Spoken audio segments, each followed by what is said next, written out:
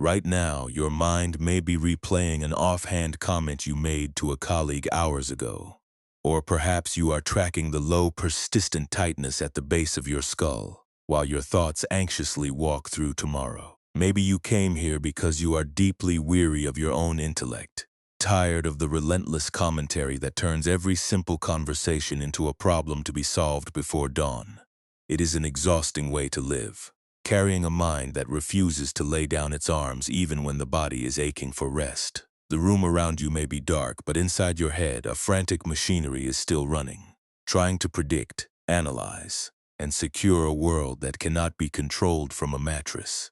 Let your weight settle heavily into the mattress beneath you, noticing how the cool fabric of the sheet meets the warmth of your skin. Listen to the faint, occasional click of the cooling floorboards, or the distant, muffled hush of the evening traffic outside your window. The air in the room is still, carrying the faint, clean scent of rain-soaked cedar from the trees outside. You do not need to alter your breathing, or force your ribs to expand in any unnatural way. Just notice the small, quiet rise of your chest, and the way the air feels slightly cooler as it enters your nostrils, and warmer as it leaves. There is an absolute safety in this physical space, a boundary that the anxieties of the day cannot easily cross if you choose to remain here, anchored in the weight of your own limbs. You are not broken because your mind is racing, and this current restlessness is not a sign of failure. Tonight, we are not going to engage in a harsh battle to silence your thoughts, nor will we demand that you clear the sky of your consciousness. The mind does not become peaceful because you defeat your thoughts. It becomes peaceful when you stop treating every passing wing beat as a command that you must obey. You have spent years believing that if you stop analyzing, something precious will break, but the truth is far gentler. We are simply going to change how you sit with the noise, learning how to let the space around your worries widen, so that you can rest even while the world continues its turning. There is a profound exhaustion that comes from hypervigilance, a belief that your safety depends on your ability to foresee every mistake and correct every flaw. We often mistake this endless mental circling for wisdom, believing that the more we think, the more protected we are from the unpredictable nature of life. But overthinking is not proof that you are wise. It is fear pretending to protect you. In the ancient traditions, this mental multiplying is known as the secondary wound, the way we take a single simple event and spin a massive web of identity and dread around it. The original event may be long gone, yet we remain trapped in the threads we have spun, exhausting our spirits by fighting ghosts that exist only in our memory. Imagine a high stone tower standing alone on a vast mountain ridge, its cold granite walls rising high into the evening air. All around this tower, a flock of dark birds circles endlessly, their wings brushing against the stone, their cries echoing in the wind. The tower does not own these birds, nor did it invite them to fly across the ridge yet. The tower spends all its energy trying to build cages for them, trying to track each individual flight path, trying to bring order to a sky that was meant to be vast and wild. The exhaustion you feel tonight does not come from the birds themselves, but from the immense effort you are making to house them within the walls of your own head. If it feels right, allow yourself to step back from the edge of the battlements, moving down into the quiet stone center of the tower, where the walls are thick and the noise begins to fade. You do not have to solve your whole life tonight, nor do you need to find an answer for the questions that tomorrow will bring. The fabric of this moment holds both the question and the stillness, and for the next few hours, the world can exist without your management. Let your shoulders soften a fraction more, allowing the mattress to take the full burden of your skeleton, knowing that you are safe enough to soften right here. In a moment, a story will show us something even quieter, taking us to a damp monastery courtyard where an old temple keeper understands exactly what it means to carry an unquiet heart. You do not need to rush to meet him, nor do you need to understand the fullness of the path just yet. Every thought you have is merely a shadow crossing an open valley, felt but entirely ungraspable, leaving no tracks upon the earth below. Let the night carry the weight of the sky while you simply listen, allowing the words to wash over you like a cool evening rain that clears the dust from the roof. Rest in the awareness of this immediate space, where the air moves gently and your breath requires no effort at all. There is no performance required of you in this darkness, no expectation to heal completely before the sun rises, and no need to judge the pace at which your mind begins to slow. You are here, the day is behind you, and the stillness of the stone is waiting to receive you. Let the circling wings outside the window become a distant murmur, a sound that no longer requires your attention or your control. What if the peace you have been searching for was never ahead of you, but quietly breathing beneath everything you tried to fix? What if the stillness is already here, waiting under the noise like the solid floor beneath a restless step? Take a slow breath, letting the air find its own depth, and let us walk together into the quiet courtyard where the rain is beginning to fall. To understand how the high stone tower learns to coexist with the sky, we must travel in our awareness to a remote monastery hidden deep within a narrow, mist-heavy valley. In this quiet refuge, a young novice named Sora lived and worked, though his days were far from peaceful. Sora was a young man burdened by an exceptionally sharp intellect, a mind that functioned like a relentless loom, weaving threads of worry out of the simplest occurrences. If a senior monk passed him without nodding, Sora would spend the next 3 hours analyzing the tilt of the older man's chin, wondering if his work had been found lacking. If a rainstorm threatened the autumn harvest, his thoughts would race days ahead, building elaborate catastrophes out of dry wood and ruined grain.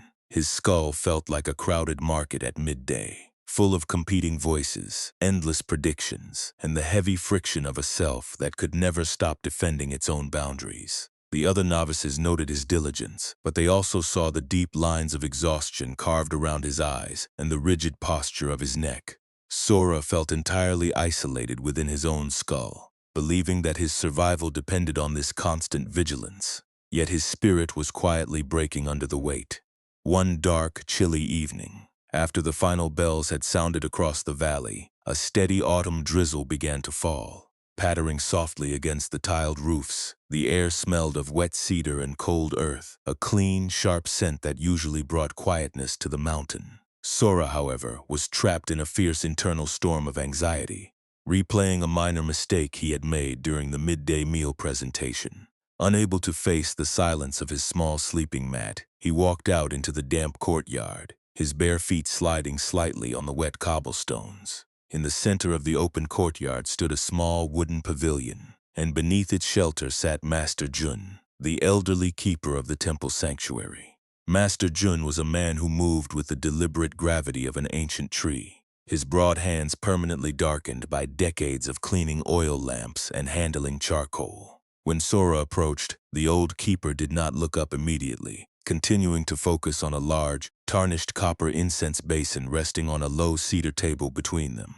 The basin was broad and deep, filled to the brim with fine, shifting gray ash, the accumulated remnants of 1,000 burnt offerings. Master Jun held a small, flat wooden paddle, using it to smooth the surface of the cold ash with incredibly slow, rhythmic strokes. Sora watched the dark hands move, feeling the frantic pacing of his own heart, contrasting sharply with the immense quiet of the old man's gestures.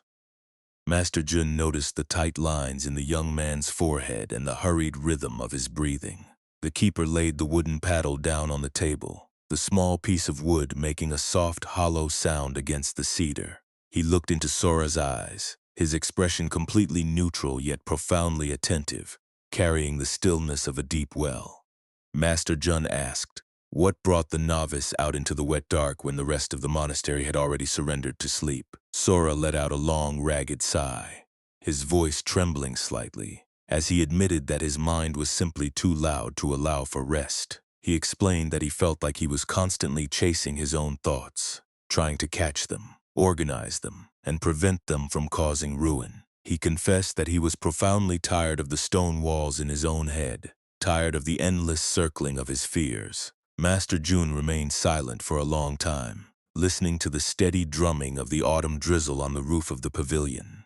He reached out and picked up a thin, dry bamboo twig that had blown into the shelter from the surrounding courtyard.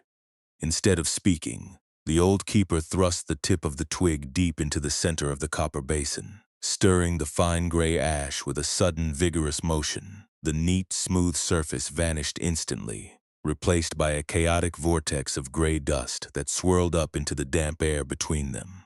Sora stepped back slightly, watching the gray particles dance frantically in the dim light of the single oil lantern hanging above. Master Jun pointed a dark finger toward the swirling mess within the copper rim, asking the novice how they might bring order back to the basin. Sora, eager to show his understanding, stepped forward and immediately began blowing gently across the surface of the ash, hoping to flatten the disturbance. His warm breath, however, only caused the light gray dust to billow out even more wildly, clouding the air and causing both men to blink against the airborne particles. Sora then tried to use his fingers to smooth the chaotic ridges, but his touch left deep, clumsy furrows in the fine powder, creating an even more fractured landscape than before.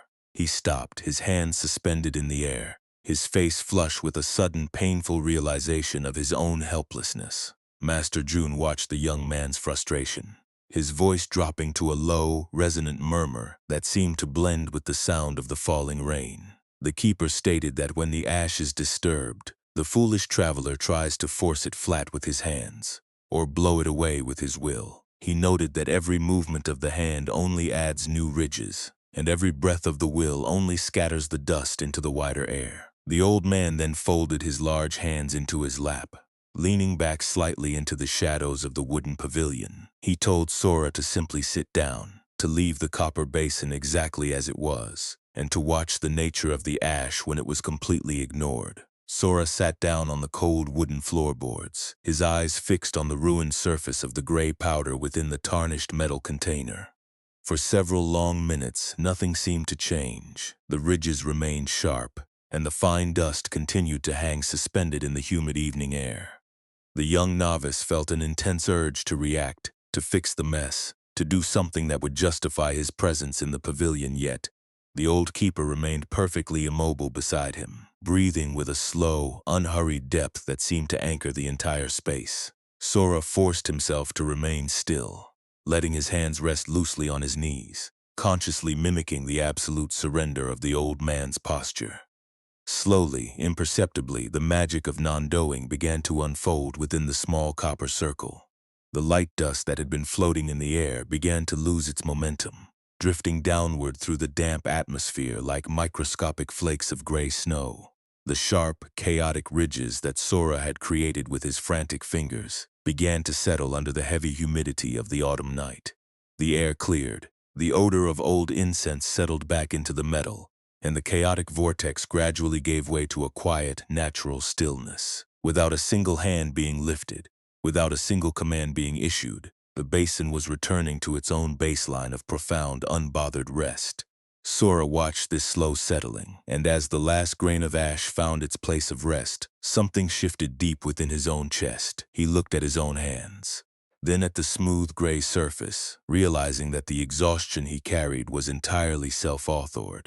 He had spent his whole life believing he was the keeper of the wind, responsible for flattening every wave and caging every bird that flew through his consciousness. He saw that the mind, like the copper basin, possessed its own inherent gravity, a natural capacity to return to stillness if only the ego would stop stirring the stick.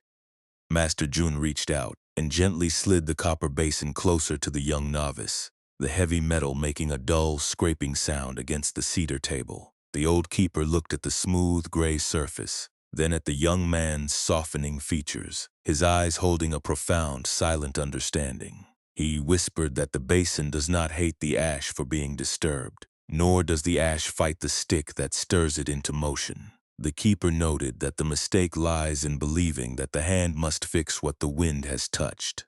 The deeper truth of the courtyard, however, remained suspended in the damp air, a lesson that Sora was only beginning to taste as the rain continued its long, rhythmic song. This quiet scene in the rainy courtyard is not an invitation to stop feeling, nor does it ask you to turn your heart into cold, unmoving stone. Buddhist wisdom does not demand that you destroy your intellect or look at the challenges of your life with an indifferent eye. The old keeper in the pavilion was not trying to banish the ash from the copper basin, nor was he pretending the dust did not exist. He was pointing toward a much deeper sanctuary, showing us that the initial event of our day is like the twig touching the ash, but the long hours of internal exhaustion are caused entirely by our own desperate attempt to flatten the landscape with a frantic hand. When we look closely at our own sleepless nights, we begin to see how we constantly repeat Sora's mistake within our own minds. An uncomfortable encounter occurs, or an unexpected change disrupts our plans, and immediately the internal mechanism begins to spin its web. We believe that if we think about the problem long enough, if we replay the conversation 20 times, we will somehow change the shape of what has already passed. This is what ancient psychological insight calls the secondary wound, the unnecessary suffering we build on top of raw reality.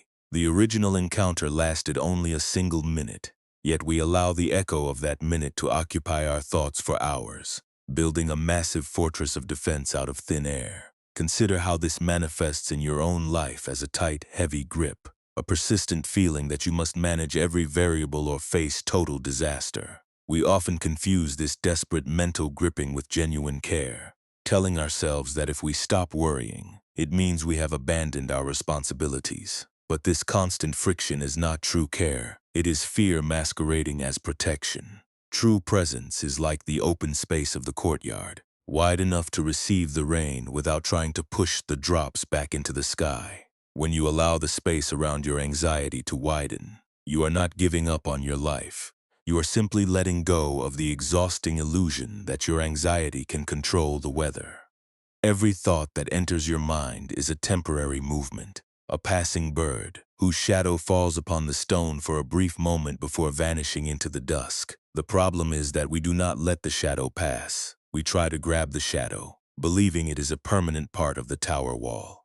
We take a passing mood of inadequacy or a fleeting fear about tomorrow, and we immediately turn it into a statement about who we are. We say to ourselves, "I am anxious," or "I am failing," completely forgetting that the sky is never defined by the clouds that cross it. Your awareness is the vast ancient valley beneath the flight path, entirely untouched by the wings that flutter through the evening air. Slowly, the teaching becomes personal, touching the very center of your current exhaustion. Think of how much energy you have spent trying to polish the inside of your mind, trying to make every thought positive, orderly, and safe. You have treated your consciousness like a wild beast that must be broken, rather than a natural landscape that simply needs to be observed. Compassion begins the exact moment you lay down the small bamboo twig, choosing to sit quietly on the floorboards while the disturbed dust finds its own natural way down. It is the willingness to look at your own restless mind without hatred, recognizing that the noise is just the old machinery trying to keep you safe in the only way it knows how. The ancient teachers often spoke of impermanence not as a cold rule of loss, but as a profound relief for a tired heart. Because nothing remains fixed, the chaotic swirling you feel right now cannot sustain itself without your constant fuel. The birds cannot fly forever without rest, and the ash cannot stay suspended in the air unless you keep blowing across the rim. When you stop feeding the proliferation of stories, the natural gravity of your true nature takes over, pulling the scattered pieces back into a beautiful, quiet equilibrium. You do not need to build a better version of yourself tonight. You only need to stop tearing down the temple you already inhabit. Have you ever noticed how the body reflects this mental struggle, holding the tension of 100 unwritten future scenarios in the jaw and the shoulders? Your muscles are bracing for a blow that exists only in your imagination, preparing to defend a stone tower that was never actually under attack. What if you could give your physical frame permission to step out of the armor for the rest of the night?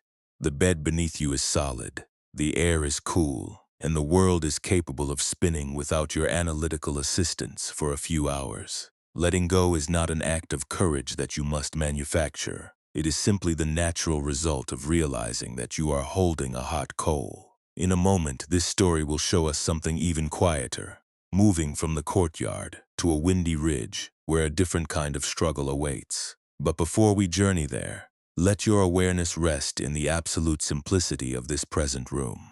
You are not required to understand every nuance of this philosophy tonight, nor do you need to master the art of stillness before your eyes close. The wisdom is already operating within you. working like the damp night air that naturally cools the burning embers of the day. Let the words you are hearing sink past the analytical layer of your mind, drifting downward like the dust in Master Jun's copper basin. You do not need to analyze these concepts or figure out how to apply them tomorrow morning. Just listen to the rhythm of the voice, letting the cadence carry you into a space where defenses are no longer necessary. The mind may still try to whisper its old warnings, but you can simply listen to those whispers the way you listen to the autumn drizzle against the window pane, a sound that occurs outside of you, requiring no answer and no correction. What if the stillness you are searching for is not a destination you must reach through effort, but the very floor you are already lying upon? What if the peace is found not by emptying the tower, but by realizing that the tower is wide enough to let the birds fly through without closing the gates? Take a slow breath, letting your chest drop completely with the exhale, and allow yourself to simply remain here, supported by the dark, as we prepare to look deeper into the nature of the mind's hidden ropes. Let us begin to bring this stillness directly into the laboratory of your own body, transforming the wisdom of the copper basin into a lived reality right here in your bed. There is no need to sit up, and you do not need to assume any formal or rigid posture to experience this peace. Simply allow your form to rest exactly as it is, noticing the unique pressure of your heels, your hips, and the back of your head against the mattress. If it feels right, let your eyes close completely, allowing the eyelids to become heavy, like velvet curtains dropping at the end of a long and exhausting performance. You might notice the small space between your eyebrows, a place where we often hold the invisible tension of concentrated thought. Perhaps you can allow that tiny space to widen, letting the muscles of your forehead smooth out, like water spreading across a flat stone. Take a slow breath in, not by forcing your lungs to expand to their absolute limit, but by simply opening the door to the air that is already waiting to fill you. Let the inhalation be soft. As you exhale, imagine your entire skeleton becoming 5 pounds heavier, sinking slightly deeper into the support beneath you. There is no right or wrong way to breathe in this darkness, and even the slightest shift toward relaxation is entirely enough for tonight. If your breath is shallow, let it be shallow, and if it is jagged, allow it to be jagged. We are not trying to repair the breath. We are simply learning how to live inside it without judgment. Right now, in the quiet theater of your awareness, you might notice one specific thought that has been circling your mind for the last hour. Perhaps it is a worry about a choice you must make tomorrow, or a lingering trace of frustration from an interaction that occurred earlier this week. Do not attempt to push this thought out of the room, and do not try to slice it in half with your intellect. Instead, try to name the emotional pattern it belongs to, speaking to it internally with an immense, unhurried gentleness. You might say to yourself quietly, "There is the pattern of protecting," or "there is the ancient habit of predicting trouble." By giving the pattern a name, you are no longer drowning inside it. You are standing on the bank of the river, looking down at the current. Now, if it feels right, let us bring the primary image of our journey into your mind's eye, visualizing that grand, high stone tower standing against the twilight sky. Look up at the dark birds that are currently circling the battlements, recognizing that these birds are the exact thoughts you have been trying so hard to control. Instead of standing on the roof trying to catch them with your bare hands, imagine yourself stepping back into the cool, spacious center of the high room. Walk over to the large copper basin that rests on the central table, seeing the fine gray ash filled with the chaotic ridges of the day's struggles. Gently take that specific worry, that persistent mental bird that has been exhausting your spirit, and imagine placing it directly into the center of the gray ash. Do not try to smooth it over, and do not try to bury it beneath a layer of force. Just let the thought rest there, inside the broad copper rim, completely exposed to the quiet atmosphere of the room. You might feel a sudden impulse to fix the surface, a familiar urge to reach out and stir the powder in hopes of finding a quick resolution. Notice that impulse, feel the slight tightening in your fingers, but choose to leave your hands exactly where they are, resting quietly at your sides. Watch what happens to the mental landscape when you completely stop gripping the stick of analysis. In the quiet space of your imagination, Notice how the fine dust within the basin begins to settle all on its own, responding to a natural internal gravity that requires none of your effort. The air above the copper rim becomes clear. The sharp edges of the ridges begin to soften under the heavy, humid air of the tower, and the entire surface returns to a beautiful, flat serenity as the image changes. You might perceive that the dark birds outside the window are beginning to widen their circle, flying further out into the mountain mist, their cries growing fainter and fainter until they are nothing more than a whisper in the distance. There is absolutely no pressure to achieve a state of perfect emptiness tonight. And if new thoughts arise, let them arrive like new birds entering the sky.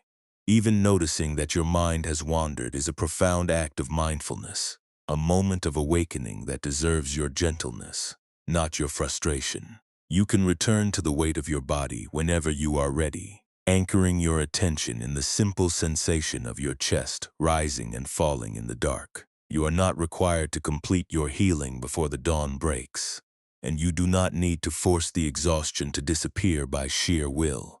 Let the image of the tower slowly dissolve into the background, leaving you alone with the immediate reality of your bedroom. Feel the cool night air as it moves across your face, and notice how the heavy fabric of your blanket shields you from the vastness of the outer world. There is an incredible safety in this specific moment, a space where the past cannot reach you and the future has not yet been born. You have spent the entire day managing, deciding, and correcting, but right now, the night is asking you to resign from your position as the director of the world. In a moment, this journey will take us deeper, moving away from the courtyard toward a windy mountain ridge, where a second story will show us the true nature of the mind's hidden ropes. But as we prepare to transition, allow yourself to rest in the utter simplicity of non-doing. You are here, you are breathing, and the darkness is perfectly capable of holding you without your assistance. Let your jaw soften. Let the back of your neck release its final guard, and allow the remaining words to flow over your consciousness like a slow, clear stream moving through a silent forest. Months passed in the valley, and while Sora had learned to leave the copper incense basin alone, the roots of his hypervigilance ran deep, finding new soil in the higher reaches of his practice. Recognizing that the young novice still carried a hidden armor against the unpredictable nature of life, Master Jun sent him up to the windy, exposed mountain ridge that formed the eastern boundary of the monastery lands. Up there, where the air was thin and sharp, lived Sister Kaya, a quiet nun who spent her solitary days repairing the broken stone walls that protected the mountain paths from erosion. The ridge was a harsh place, constantly buffeted by a cold twilight wind that made the dry mountain grasses hiss against the rocks. When Sora arrived, his chest tight from the steep climb, he found Sister Kaya kneeling in the dirt, her gray robes tucked around her knees, patiently lifting heavy pieces of fractured granite into place. She did not offer a formal greeting, merely gesturing toward an ancient, dried-up well that stood near a crumbling segment of the perimeter wall. The well was a dark stone cylinder reaching deep into the mountain, holding nothing but blackness and the distant, hollow echo of the wind. Resting across the lip of the well was a long, thick hemp rope, its fibers fraying from years of rough use, looking heavy and rough against the cold stone. Sister Kaya looked at Sora, her face lined by the mountain weather, her dark eyes reflecting the absolute clarity of the early evening stars. She told him that deep within the dark bottom of the well lay a heavy object that had fallen from the wall during the last great storm, an object he must draw up before the light faded completely. Sora approached the well, his mind instantly racing with a dozen different calculations about the depth of the shaft, the strength of the hemp, and the weight of the hidden burden. He gripped the coarse rope with both hands, feeling the rough fibers bite into his palms, and began to pull with all his might. The rope immediately went rigid, humming with immense tension under his weight, but the object at the bottom did not budge even an inch. Sora strained, his boots slipping on the loose gravel, his teeth clenched, and the muscles in his neck turning into hard, painful cords. He believed that if he just pulled harder, if he applied enough force and analyzed the angle of his posture perfectly, he could conquer the resistance of the darkness below. For an hour, Sora fought the rope in the fading light, his breath coming in ragged, painful gasps that burned his throat. Every time he managed to gain a few inches of slack, the unseen weight would violently jerk backward, tearing the rough hemp through his bleeding palms and forcing him to start the agonizing process all over again. He was completely consumed by the struggle, his intellect frantically spinning theories about what was caught at the bottom. Perhaps a massive foundation stone, or a tangled root system that required absolute dominance to break. The darkness inside the well seemed to mock his effort, absorbing all his strength without giving anything in return, leaving him trapped in a loop of pure frustration. Sister Kaya watched his desperate struggle from her position by the wall, never lifting a hand to intervene, her wooden mallet making a slow, steady, rhythmic sound as she tapped the stones into alignment. When the first stars began to pierce the deep violet sky, she finally laid her tools down and walked over to the shivering novice. Sora looked up at her, his eyes wild with exhaustion, tears of failure mixing with the sweat on his dirt-streaked face. He cried out that the burden was simply too heavy, that something was actively holding onto the other end of the rope, fighting against his every pull. He told her that his hands were ruined, and no matter how much intelligence or strength he applied, the well refused to yield its secret.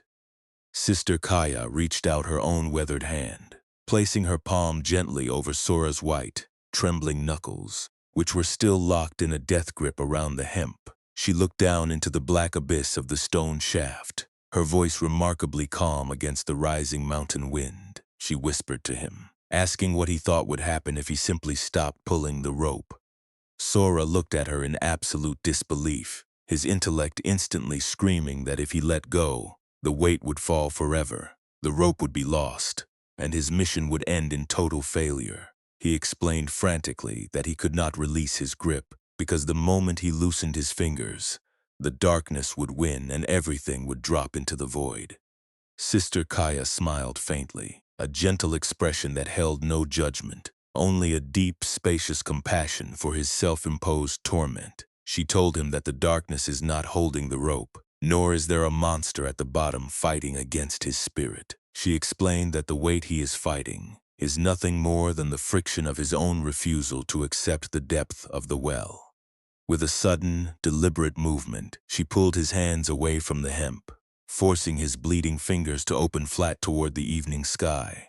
The heavy hemp rope did not vanish into the abyss, nor did a catastrophic crash echo from the depths of the earth. Instead, the rope simply went slack, draping loosely over the stone lip of the well, resting peacefully in the dirt like a sleeping snake.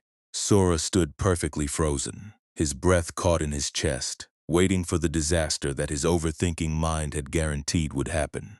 But the mountain remained utterly silent. The wind continued to hiss through the grass, and the dark well held the slack rope without a single tremor. Slowly, the profound truth of the ridge began to filter through the cracks of Sora's exhausted mind, moving past his intellectual defenses like the cool night air. He looked down at his raw palms, then at the motionless hemp, realizing that the immense resistance he had been fighting for hours did not live at the bottom of the well. The resistance was manufactured entirely within his own shoulders, born from his stubborn belief that he had to dominate the darkness to be safe. He had been pulling against nothing but his own effort, creating a violent tug-of-war between his fragile ego and the vast, unmoving reality of the mountain. Transformation did not come to Sora in a flash of bright, miraculous light, nor did his wounds instantly heal.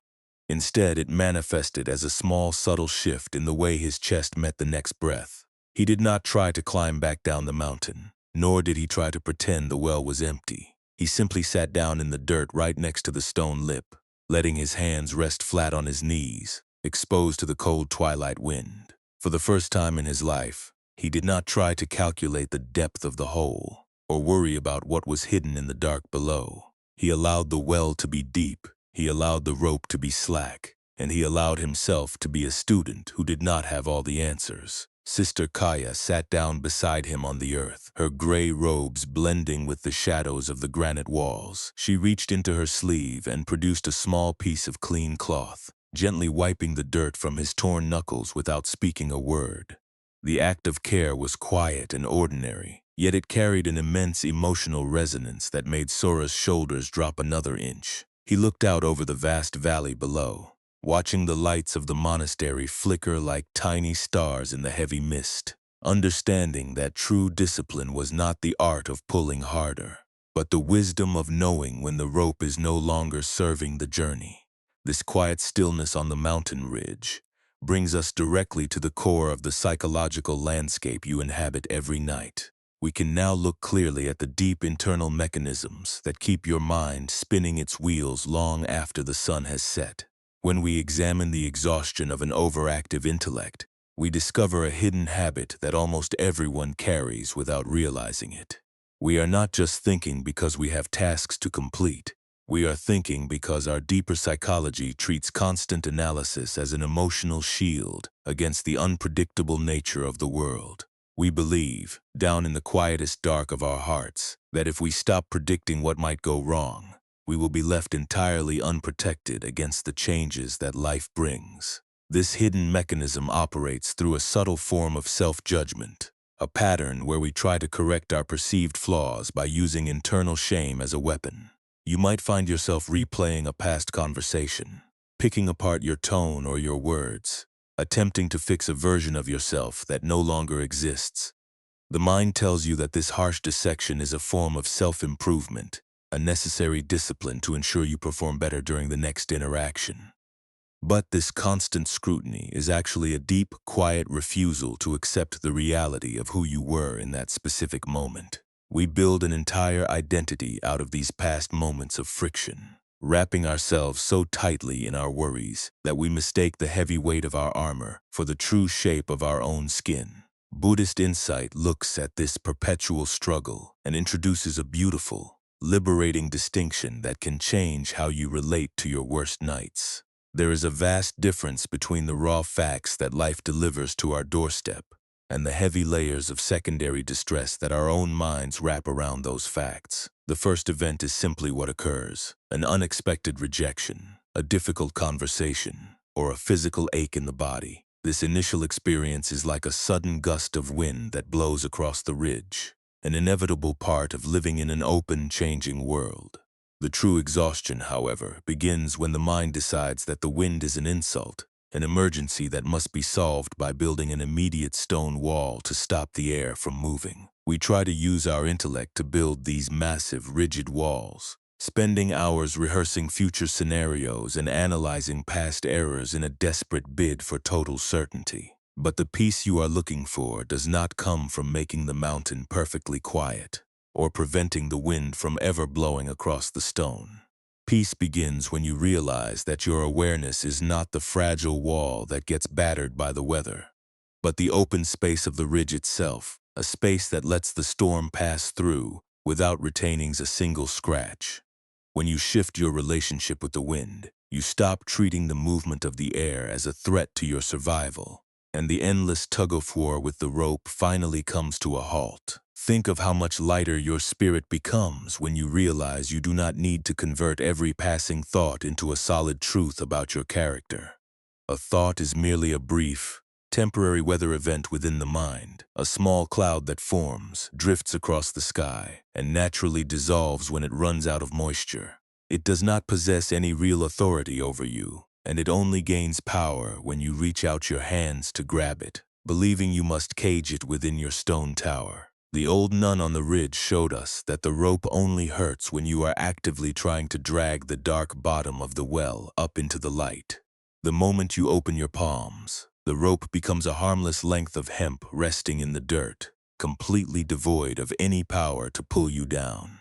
Now, let this wisdom come closer to your own life, moving past the theories and touching the very place where your shoulders meet the mattress tonight. You have been carrying the belief that you must fix yourself before you are allowed to rest, that your mind must be perfectly silent before you can experience genuine peace. But this expectation is just another heavy stone you are trying to add to the tower wall, another demand placed upon a heart that is already deeply weary. True self-forgiveness is the willingness to let the ash remain uneven for a while, allowing the mind to be noisy without deciding that the noise means you are broken. When you sit with uncertainty without trying to force an immediate answer, a remarkable psychological softening begins to take place within your nervous system. The urgency that drives your overthinking begins to lose its sharp edge, because you are no longer treating the unknown as an enemy that must be conquered before dawn. You are allowing the well to be deep, recognizing that some questions cannot be resolved by the intellect, but must be held gently by the heart until they change on their own. This is not a state of passive defeat, but a profound form of emotional maturity, a realization that the universe is wide enough to hold both your questions and your stillness at the exact same time. In a moment, this journey will bring these insights directly into the small, ordinary moments of your modern day, showing how the tower and the rope appear in the middle of your daily routine. But as you continue to lie here in the dark, let your awareness rest in the immense relief of this deeper integration. You do not need to figure out how to change your behavior tomorrow, and you do not need to master the art of letting go before your eyes close tonight. The realization is already settling into your bones, working quietly like the damp night air that naturally soothes the raw skin of your palms after a long day of pulling. Let your breathing remain exactly as it is, a soft, unforced rhythm that requires no conscious direction from your analytical mind. The body knows how to heal itself when you step out of the way, and the mind knows how to return to its own baseline of stillness when you stop stirring the basin.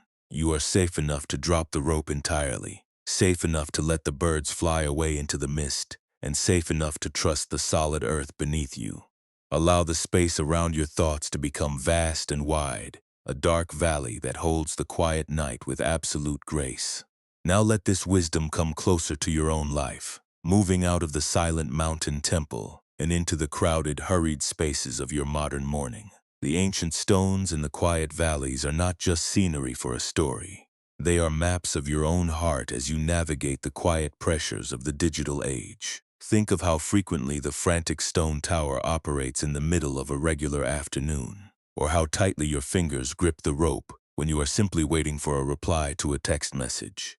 You sit on a chair, staring at a glowing screen, but inside your chest, the machinery is pulling against the dark well with immense, exhausting force. The typing bubbles appear and disappear, and immediately your mind spins 100 frantic narratives, trying to predict a rejection that has not even occurred. Perhaps you have felt this deep weight while walking through the aisles of a bright supermarket, or while sitting in your car during the evening rush hour. On the outside, your face wears a calm, practiced smile, a mask designed to show the world that you are fully capable and entirely unbothered. Yet, beneath that thin veneer of control, a furious storm of self-judgment is tearing through your thoughts. You compare your quiet struggles with the polished, edited lives of people you barely know, deciding that you are permanently lagging behind some invisible schedule. You look at your achievements and find them lacking, believing that if you only pushed your intellect harder, you would finally reach a place where you could feel safe enough to breathe. Buddhist wisdom reminds us that this chronic exhaustion is not an inevitable tax you must pay for being alive in the modern world. The suffering does not reside in the empty notification screen, nor does it live in the difficult conversation you must have tomorrow. The fatigue grows when the mind refuses to let the rope go slack, treating every minor ambiguity as an emergency that must be micromanaged into total certainty. What if you could learn to recognize the exact moment your fingers begin to tighten around the rough hemp? What if the true practice of mindfulness is not a grand, mystical detachment, but a tiny, 3-second pause before you click the glass screen for reassurance? Imagine the incredible freedom of realizing that you do not owe your thoughts an instant reaction, and you do not need to follow every frantic wing beat that passes through your head. When a wave of inadequacy washes over your chest during a meeting, you can simply notice the arrival of the bird without building a cage for it. You can tell yourself, quietly, there is the old habit of defending the tower wall again. You let the feeling breathe. You notice the tightness in your stomach, but you choose to leave the copper basin completely undisturbed. The thought will drift across the valley of your awareness, and because you refuse to stir the ash with the twig of analysis, the surface will naturally return to its own quiet baseline.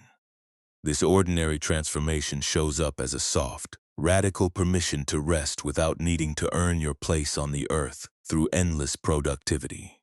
In our modern culture, we have been trained to treat rest as a reward for a perfectly completed day, a prize we are only allowed to claim once every single problem has been neatly resolved. But a day with zero problems does not exist. And if you wait for the sky to be completely empty of birds before you let your body soften, you will remain vigilant forever.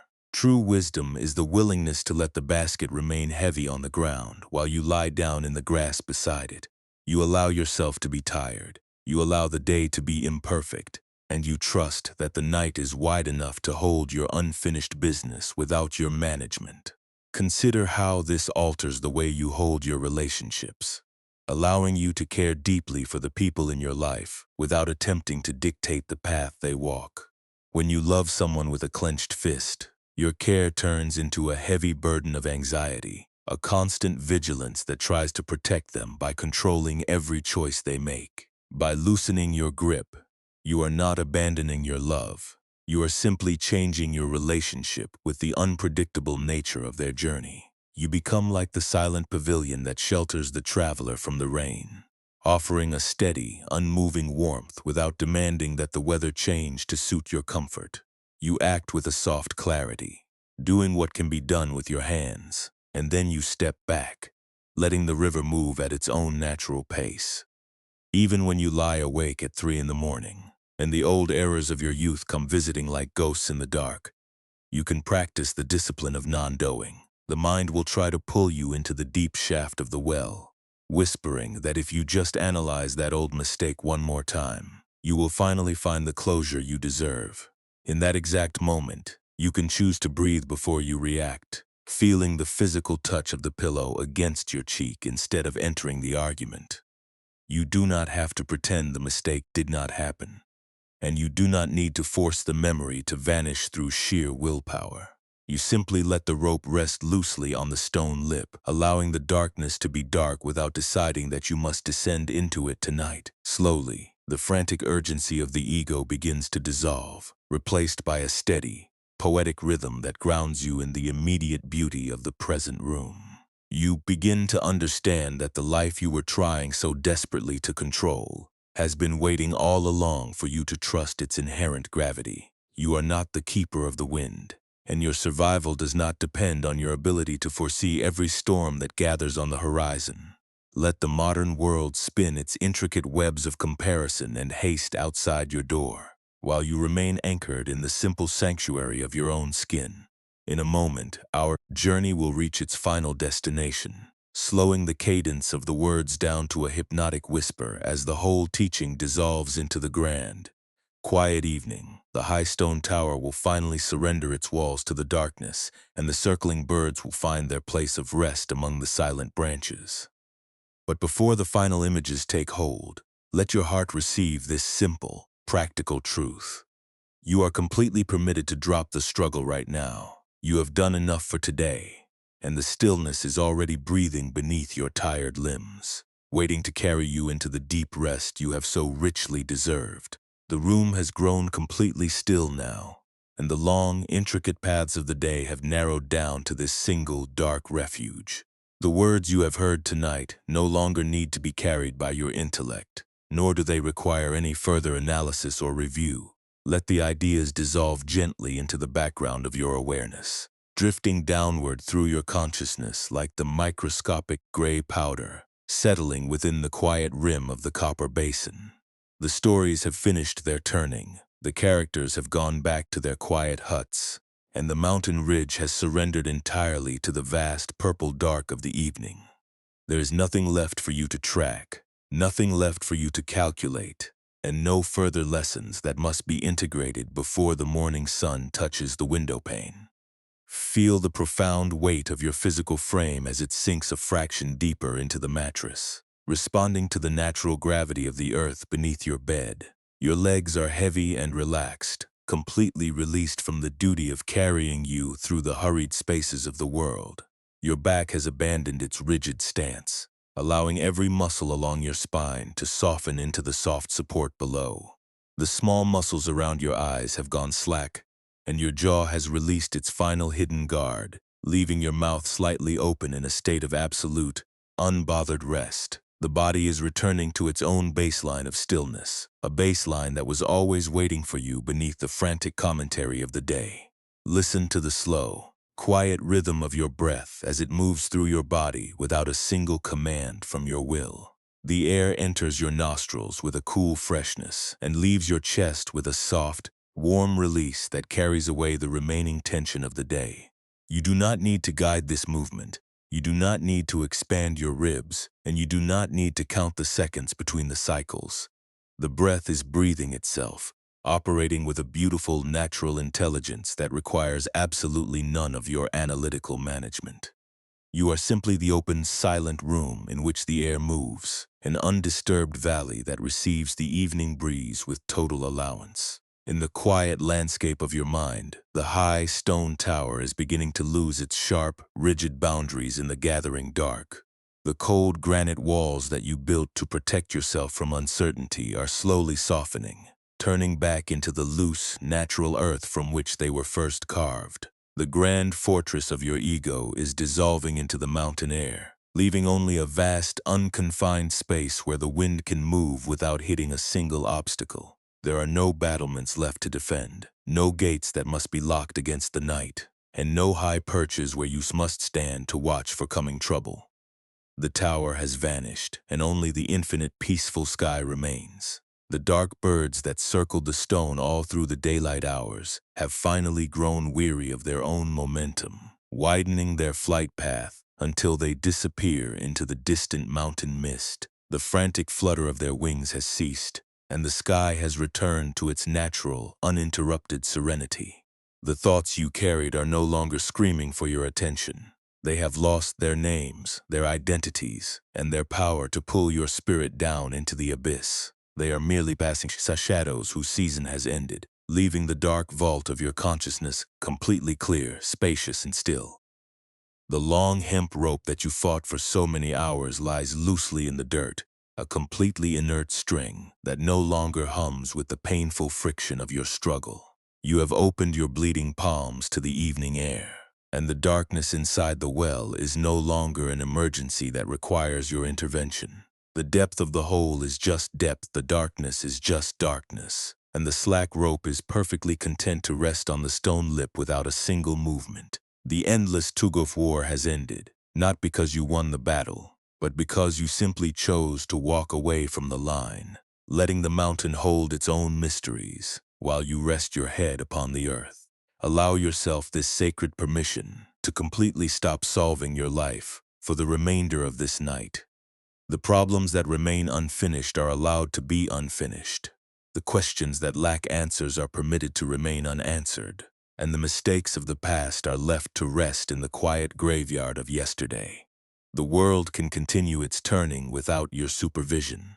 The clocks will tick without your permission, and the dawn will arrive at its own pace without your assistance. You do not need to fix a single flaw before your eyes close, and you do not need to earn the comfort of this blanket through any further effort of your mind. You are here.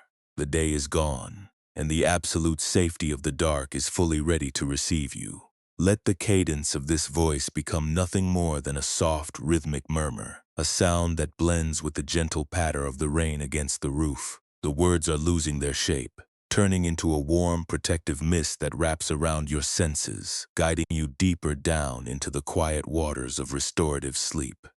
There is no performance required of you in this darkness, no expectation to heal completely before the sun rises, and no need to manage the depth of your slumber. You are returning home to the quiet center that never left you, the place where you are already whole, already safe, and already entirely enough. Let the heavy blanket shield you from the vastness of the outer world, holding your spirit in a gentle cocoon of absolute peace. The room is dark, the air is cool, and the grand valley of your awareness is stretching out into the infinite evening, untouched by the shadows that crossed it during the day. Your chest rises, your chest falls, and the space between the breaths becomes wider, darker, and more profoundly quiet with every passing moment. You are dropping down into the deep, dark well of sleep, where the rope is gone and the earth is solid beneath your frame. What if the home you have been searching for all through the noisy day was never a destination you had to reach, but the very stillness that remains when you finally stop trying to escape your own heart?